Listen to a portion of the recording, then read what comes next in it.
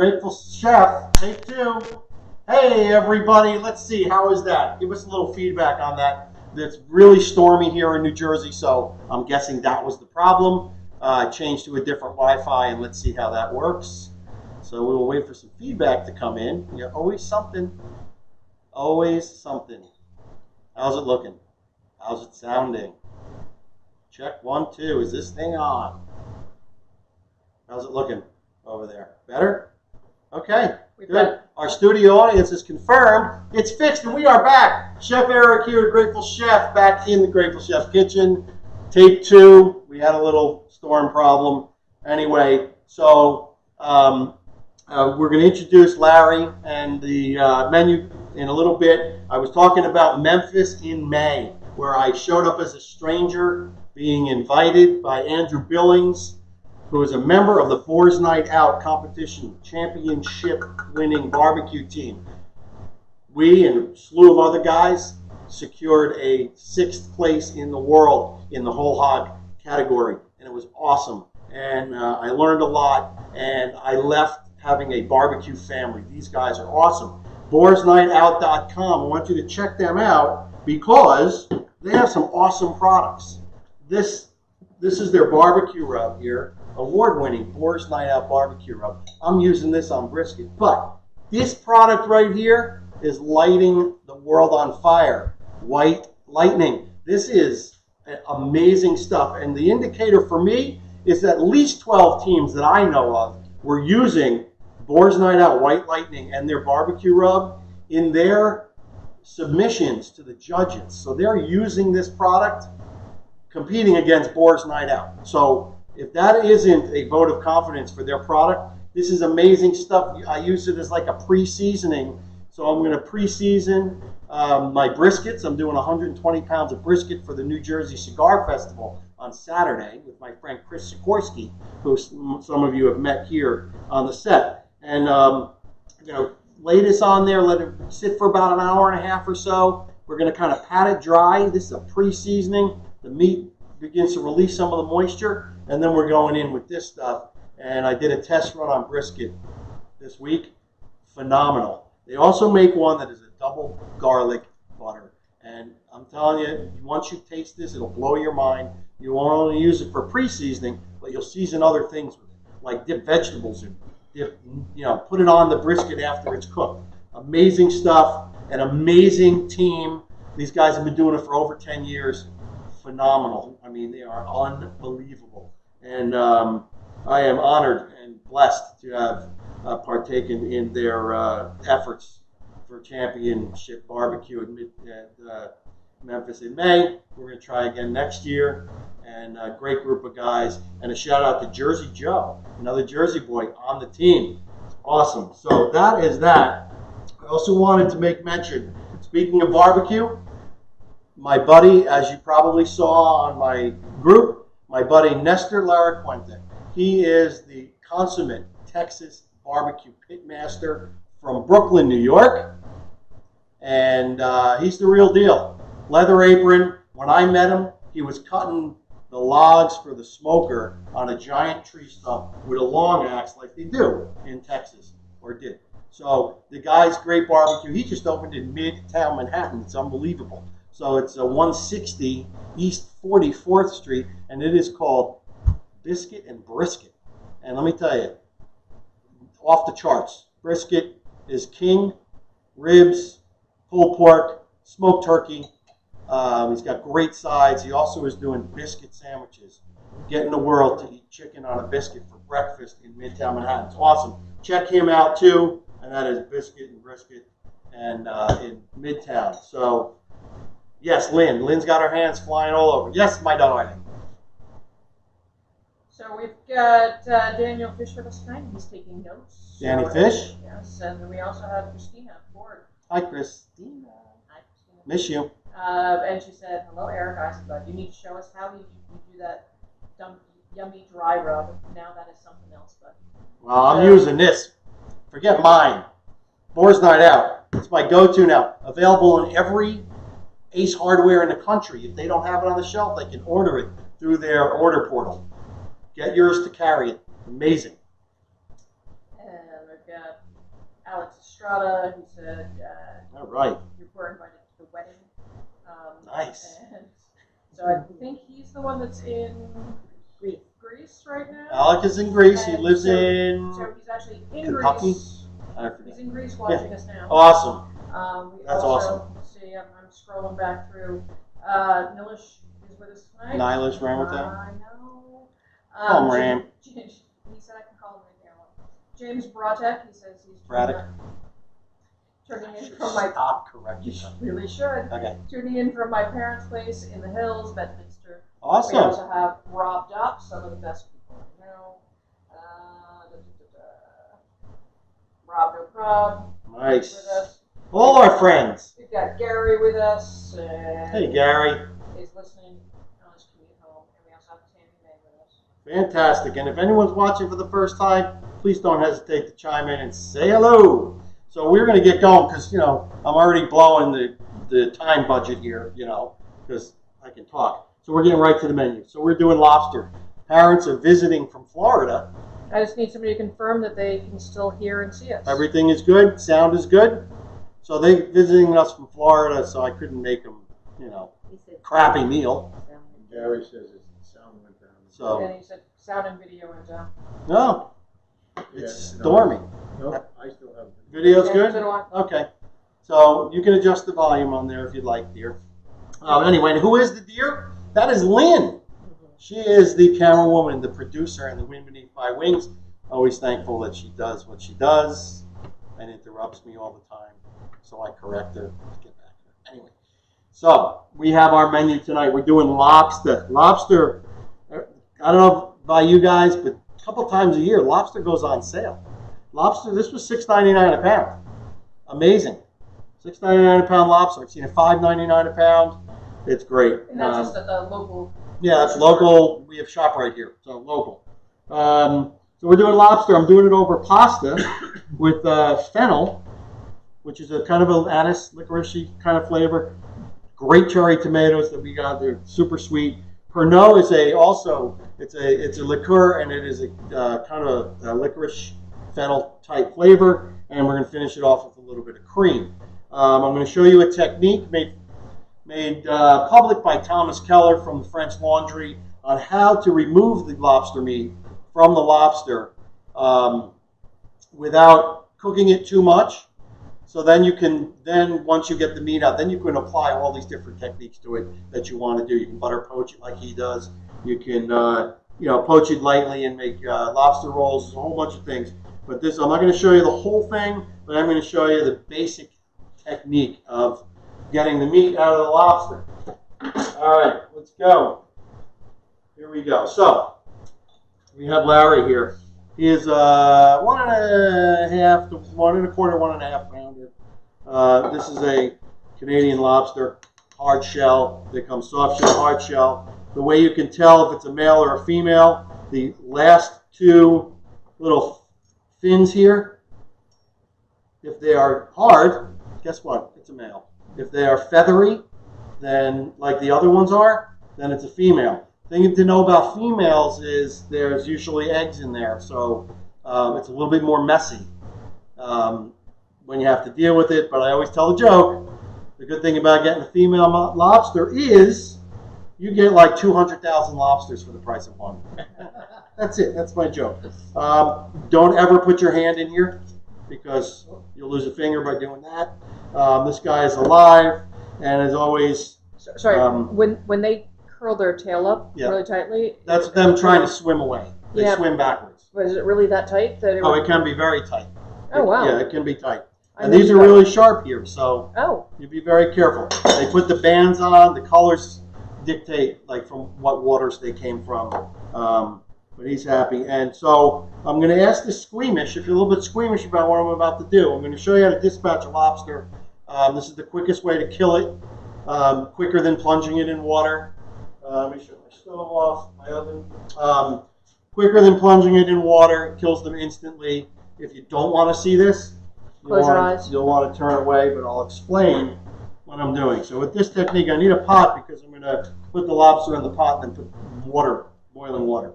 You need me to move this over? Yeah, I'm just going to All right. move So The lobster has the tail, Hold on, and guys. it's got 2 body sections.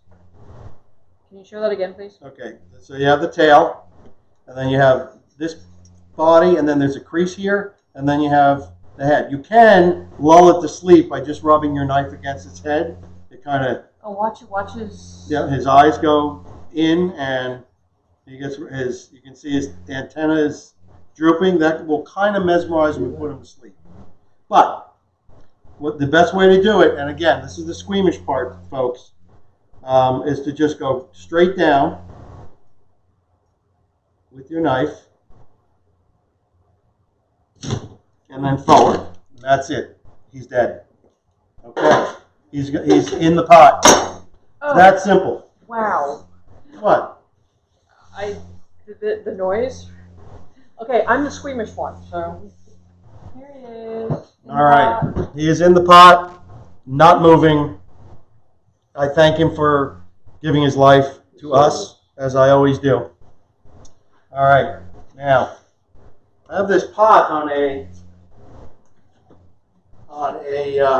like a pad, so it doesn't burn my butcher block. And this is boiling water. It's got a little bit of white vinegar in it. And basically what I'm going to do, I'm going to pour it over. Done. And ask Google, hey Google, set a timer for 2 minutes. And this is going to sit in here for 2 minutes. That's it. You're basically blanching the lobster. So it doesn't All go right. back on the stove. Does not go back on the stove. Huh. You're going to steep it in that water. Okay, while we're waiting for that to happen, I did this to 3 lobsters earlier today. Remove the meat. So this is what we have. You want to zoom in on that, or I'll bring it close so you Bring it can on see close. we've got the claw meat, we've got the tail meat, and this has been in the refrigerator. Keep it in there up to a day. We've got the arms, the knuckle meat. Oh, You know, and you so can see good. that it's barely cooked. And what this does is it will separate the meat from the shell and make it easy to take out. So this is relatively uncooked lobster. But what I'm going to do, I'm going to cut it into pieces And do you for want to? our lobster pasta. So I'm looking for nice chunks like that. And are you going for the mostly uncooked because we're going to throw it back in the pan? And Yes, we'll- because we're doing some further cooking. So at this point, you could cook it, butter poach it like Thomas Keller does. It's really decadent and delicious. You could then put this meat into a vacuum bag and sous vide. There's a bunch of stuff you can do with it. All right, so the tail, people love the tail. I happen to love the knuckle meat is my favorite, and the big claw, that meat, delicious. I love the texture of it. So this, I'm really just running my knife through it, cut it into nice pieces. We're going to have some nice chunky lobster. And this will cook very quickly. So the dish is going to come together very fast once I start. Yeah, I love when lobster goes on sale at ShopRite.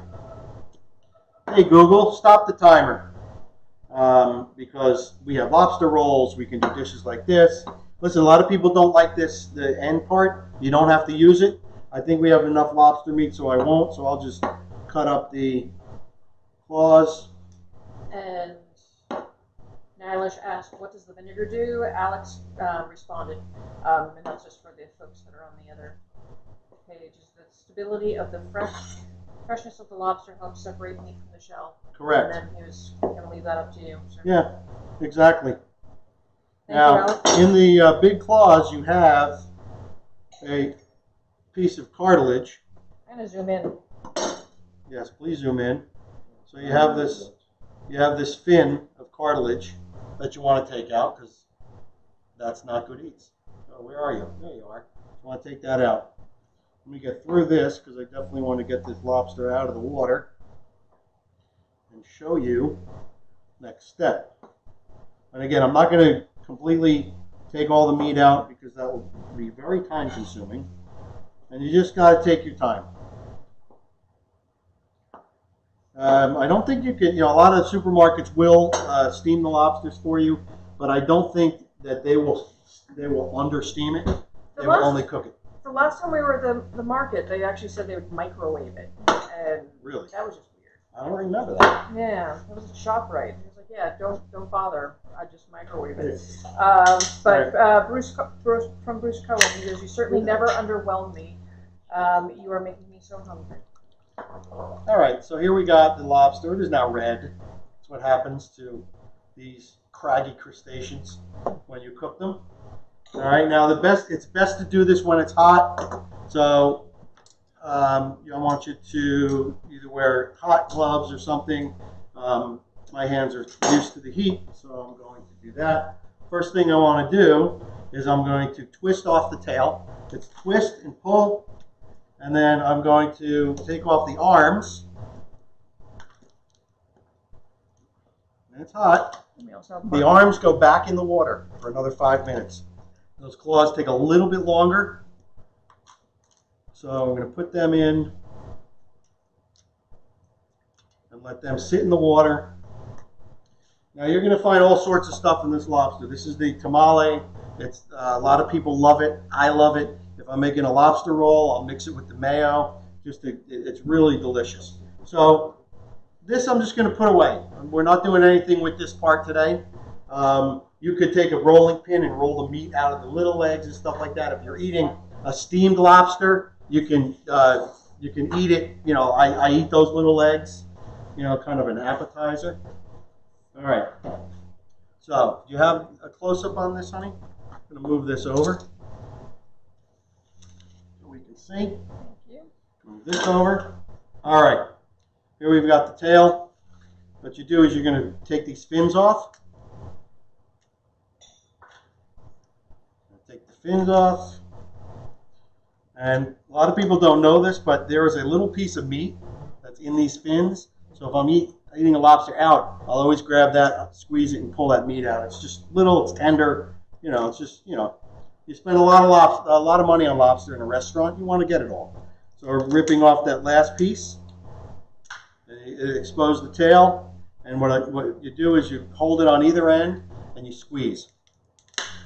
And just in case some people are missing, so we have some good tips. He said if a lobster dies while in custody, place it in boiling water. If the tail curls, it's edible. If the tail doesn't curl, don't eat it. Right. And there you go. That came from Kevin, and Alex came back with, hey, same thing from shrimp and crab, a protein specific to shellfish. Okay, so now I cracked it, so it cracked the middle here, and I'm just going to rip off the first two sections of the tail shell, and then I can go in and push it from behind, and there you got your lobster tail ready for other cooking. Thank you. I'm going to lay it on its back. And I'm going to cut it in half, right down the middle. And look for, there's a vein that runs along the back. I want to pull that out. Just like in a shrimp, you want to clean that out. All right, so there you've got your meat. What you'll do is you'll put this on a sheet pan or a cookie sheet with some paper towels. And then once you're done with all the meat, you're going to cover it with saran wrap, and you're going to put it in the refrigerator. You can hold it up to a day, but I wouldn't hold it much longer. I would absolutely cook it as soon as you possibly can. Let's go in here. I'm going to show you the big claw. This can get a little bit tricky, so we're going to separate the knuckle from the claw. And just be careful, like I said, use gloves if you have to. There's a lot of sharp points on here. And if you have to use your knife, use the back of the knife, never your blade. I want to just separate the knuckle, and we'll get to that later. Now, if you take this part of the claw and rock it back and forth and break it, that's what you want to do. All right? And then about 3/4 of an inch from where the knuckle was attached, you're just going to hit it with the back of the knife. So you crack it, flip it over. All right, it's already cracked. I guess I gave it a better whack than I thought. You're going to take that shell off. I see Scott Broadhaven out there. And what you get is you get the entire claw. And if it's done right, and if it's still hot when you do it, that piece of cartilage comes out when you take it out of the shell. All right, so that's what we got. I'm going to get to the other parts later. I'll take this guy out. Ooh, slippery. All right, I'll take this guy out. We're going to move the cutting board. Get rid of it. Over here, we're done. And we'll get back to that later. And so that's it. That's how you dispatch a lobster. You're doing a few of them. I want to say that the three I did today, I did use the shells. Never cook lobsters at home, excuse me. Never cook lobsters at home and don't use the shell to make a lobster stock. It's too easy. Cover it with water, let them simmer for an hour or so, and you get lobster stock. So this water has lobster flavor in it. Use this lobster stock use this lobster water instead of using just plain water, because you got a lot of flavor in this pot right here. So I'm going to do that. Excellent. Moving on. Where are we moving on to? All right. Are we moving? We are moving on. So I've got my lobster cut up. That's an ingredient. I want to talk about the ingredients right now. And we have, trying to move it along. Okay. We have, real quick, we have nice olive oil. We have shallots. I'm using these beautiful shallots, nice fine dice. We are using fennel bulb, licorice, anise flavor. I cut these fingers off. I picked some of the fronds because we're going to use those for garnish. And then I just basically cut the bulb in quarters, and then I did slivers. Make sure you take the root out. Just do these little slivers. We're going to saute them with the shallots. Here's those delicious cherry tomatoes that I told you guys about. Beautiful red, beautiful sweet. Here is the lobster stock that I made earlier today. You can see nice and light and clear. It's better than using water. We're using cream, a little bit of butter, and one of my favorite liqueurs to have and cook with, haven't had in a long time, but cook with for sure, lobster. That gives a beautiful, sweet, anisey flavor. It's delicious. All right. And one of my favorites. One of Lynn's favorites is, wait, one. There you go. All right, we're going to the stove. Jay would like you to send him some lobster, please. Jay? Mr. Judd. Oh, you mean in the New Mexican desert? Mm-hmm.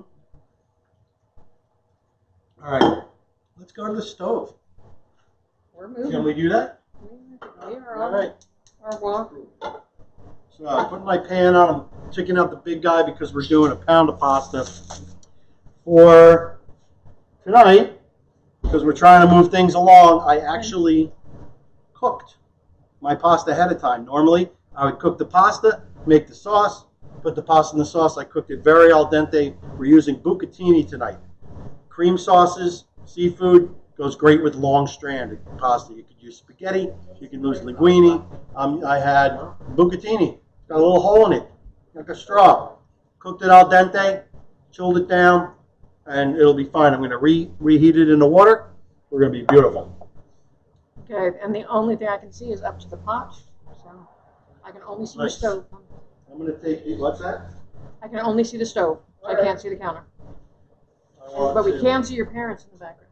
Oh, excellent. I'm going to take these out. I made a little accoutrement that we'll do on another show. These are Sicilian stuffed artichokes. That's like a tease for later. Yeah, it's a little tease. It's going to be our little appetizer. That's hot. All right. Now, we have heat. Oh, yeah, we got heat. Scott Broadhagen says, looking yum yum. And Scott, it smells yum yum too. All right, here we go. Olive oil in the pan. No patience for this thing. All right, olive oil in the pan. About how much olive oil are you putting in there? I did about 2 tablespoons. Okay. It's a big pan, so look, it's deceiving. It's nice. It's not reflecting too much on the camera. All right, so hot pan, cold oil, food won't stick. Learned that from Frugal Gourmet. If anyone remembers the Frug. All right. We are going in with our shallots. I think I'm going to add a little tiny bit more oil, because this is a big pan. All right, we don't want really to get any color on these. We just want to get them to soften a little bit. And try not to make too much noise.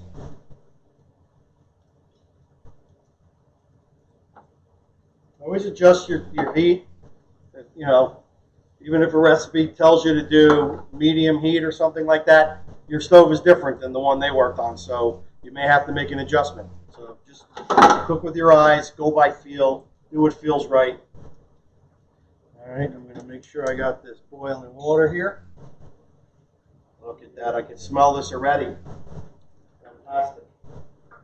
All right, so we're doing classic saute technique. Doing aromatics, the shallot, the fennel.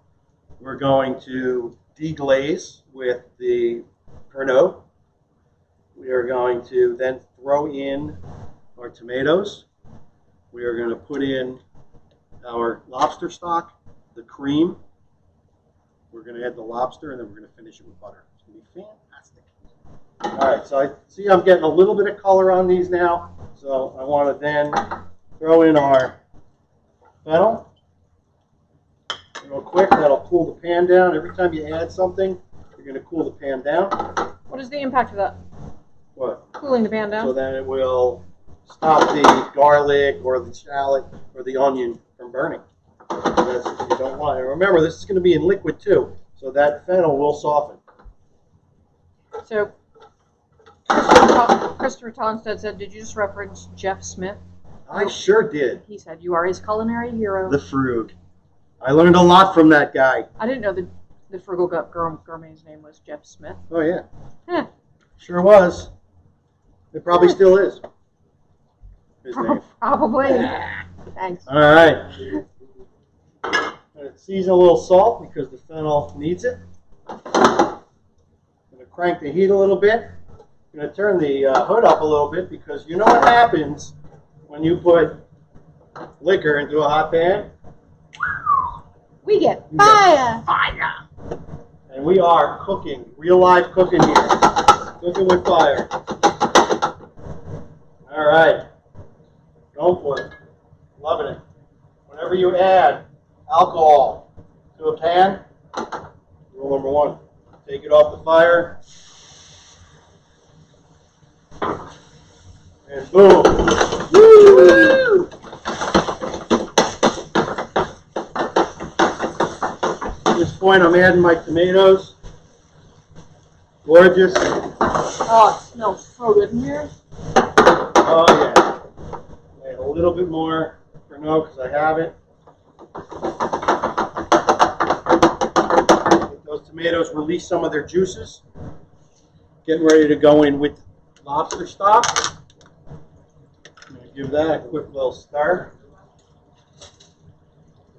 Can you freeze lobster stock? You can, and you could cook. You could actually reduce it. Like when I use, like if I'm going to make a lobster demi-glaze, which is a really flavor, or a lobster bisque, I'll actually roast the shells in the oven, get a deeper, richer, darker flavor. For this, I just wanted it for a pasta sauce, so I did not do that. Those tomatoes are gorgeous. Turning up the heat. Putting in our lobster stock. We're going to let that reduce just a little bit, come to a boil. Then we're going to finish it with cream. How do you know how much to put in? Because that looks like a lot of liquid. I guess. We're going to let it reduce, remember. So the flavor of the lobster stock is going to concentrate and become even greater. Then we're going to get ready to put our pasta in. Our water is boiling, and again, we're just reheating it. because it is completely al dente. Now it's on the floor. Do we have any questions so far from the studio audience or? Your mom's raising her hand. Yes, Carol. Yes, will we know how much of the ingredients, like how much Pernod and how much? I put the recipe online, so I'm not using a recipe, I'm just doing classic saute technique. Well, yes, you will. I can put it online, and you'll know what to do. And again, it's cooking by feel. The more you cook, the better you get. Yeah. You want to do a shout out to anybody down in Florida? Sure do. Who? Want to say hi to my Florida Wait. peeps, Earl, and Roberta, and Eileen, Nice. and Nina, and Your cousins. Everybody else is closed. Nice. and New Jersey peeps too, Awesome. and my sons. Oh, Todd, David, the whole shebang. Yeah, Todd's watching. Awesome. Jason is watching from Georgia. All right. Nice Gulf shrimp down there in Georgia. Could do the same thing with Gulf shrimp, Jason. Killer. Cousin Ricky just. Nice. All right, we've got our stock. It's boiling now. We're going to let that reduce just a little bit. We're going to put some cream in there. I'm gonna come in Build a close. killer cream sauce. All right. Yeah, come on in. The water is fine. Look at that. Wow. Beautiful. Fennel, tomatoes, shallots, lobster stock. Don't forget, spoon is your friend. You always want to taste. Oh yeah. A little salt. Good. It's a beautiful thing. You're using a pound of Yes, this is a pound of bucatini. bucatini. Or essentially 3, because I'm going to make some gluten-free pasta for Lynn. All right. We've got a reduction going in with the cream. I see that you were starting out on the outer edge. Yeah, no reason. Look at that. I'm going to add a little bit more cream because we've got a lot of pasta. Speaking of which, pasta's going in. And I'm going to use my hands. Because now we're going to let this reduce. And I may finish it with a little bit more Pernod. It all depends. Now, heavy cream can withstand being boiled. So, I'm going to let it reduce. Looking good. I want to get it nice and thick. So that is cranked. I got it cranked. Nice to see Bobby Thomas out there. Hey, Bobby. Hey, Bobby. And Miss Sabrina. Hey. Miss you, Sabrina. We'll get you back in here. Gorgeous. Taste again. I really like the Pernod kind of in the background, but I want to make sure that I can taste it.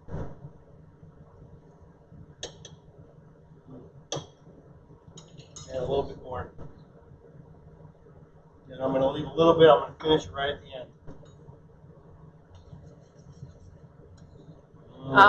What does finishing it at the end with a little bit do? It just will. It won't. The alcohol will dissipate because of the heat, but the flavor will be a little bit more upfront. All right. As always, when you're reducing, you're watching your bubbles. When those bubbles get plentiful and small, you know you're reducing. This looks awesome. I told you your mom would be watching this from her iPad. Well, you're right. Fantastic. All right, I'm putting in the pasta. Again, just to reheat. Give it a quick stir. Just like so. Just to warm it through. And last but not least, our lobster's going in.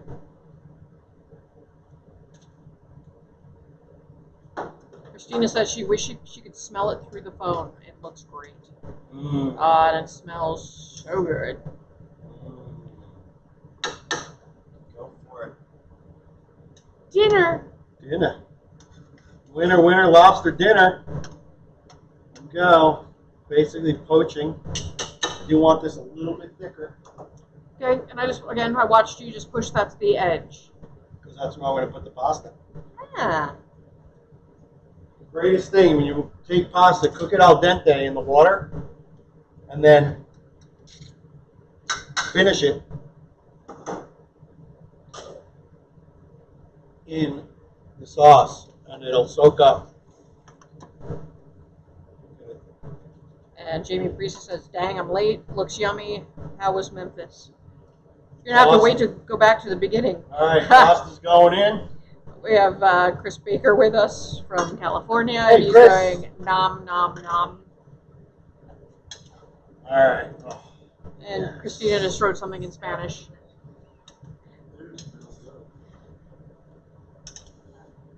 Nice. Now, I saved some of the pasta water because we want it to thicken up just a little bit. Mmm. This is delish. I want to grab a little pasta water because you got the starch from the pasta in here. That'll help thicken it. Sorry, what was this? A little pasta water. Oh, Pasta really helps to thicken. Yeah, because it's got starch from the pasta in there. there is so much lobster. That's Yeah. perfect. This looks delicious.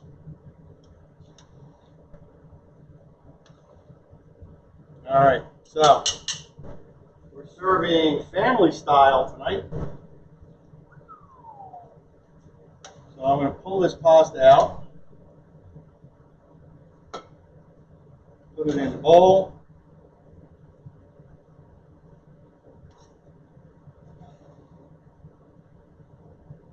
So, Christopher Thompson said, "Are you reheating the pasta in the same water you originally cooked it?" Yes.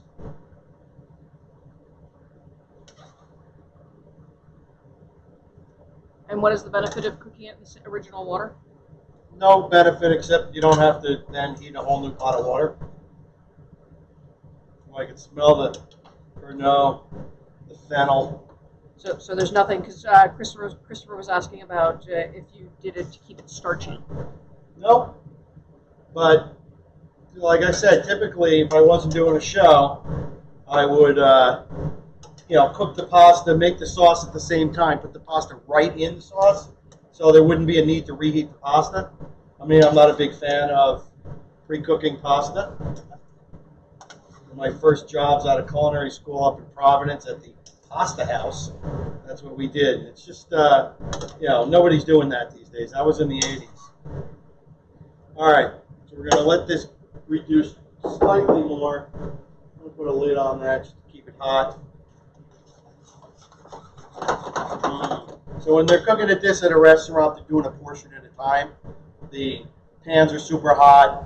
It's half a cup of stock and a quarter cup of the cream, and just it happens real quick. When you're making it in bulk, it takes a little bit longer. All right. So from Chris Baker, he said, bring some of that lobster pasta over here and go with me to Dead and Company at the Hollywood Bowl on Monday. Nice. Oh my right God. there. I would so love that. Yes. And Christine invited one of her friends. That was which I'm pretty sure she wrote Spanish. And I think I'm going to put some butter in here. her son, the woman she invited. Her son is a very young cook. He's in Colombia. Awesome. So that's pretty cool. Thank you, Christina. All right. So I'm going to finish this with a little bit of butter because I can. I think it needs a little bit more salt, a little black pepper in there. You can put white pepper if you want, but my kitchen, my rules, I'm using black. You can put a little red pepper flake in here if you want. I'm guessing we've gone way past the half-hour mark, honey.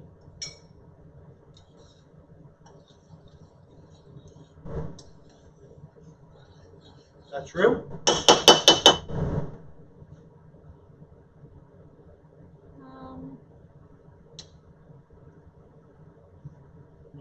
Yes. Remember the technique. Go to the back of a spoon and hold the line. It's thick. Thicker. All right, guys, I'm going to shut this off because, like I said, I'm finishing with butter. Never want to do that with the heat on. Why? Because the butter will break. You want to get a nice emulsion. And that's going to velvetize the sauce a little bit. Gorgeous. Have that whisk. That's awesome. Yeah, why not? Butter. Butter's better. All right, this is coming together nicely. It is done. Once that butter melts, gorgeous. And that's it. We're done. Yeah, we're plating this family style, so I'm putting it in a nice big bowl. Shutting this off. Saving a little off on the side. Saving a little off on the side for Linny. I'll do that right here. That's not a good idea.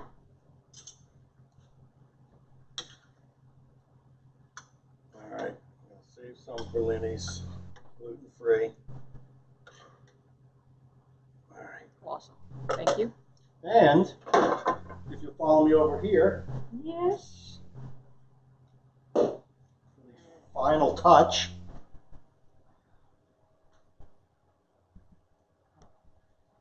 That looks awesome.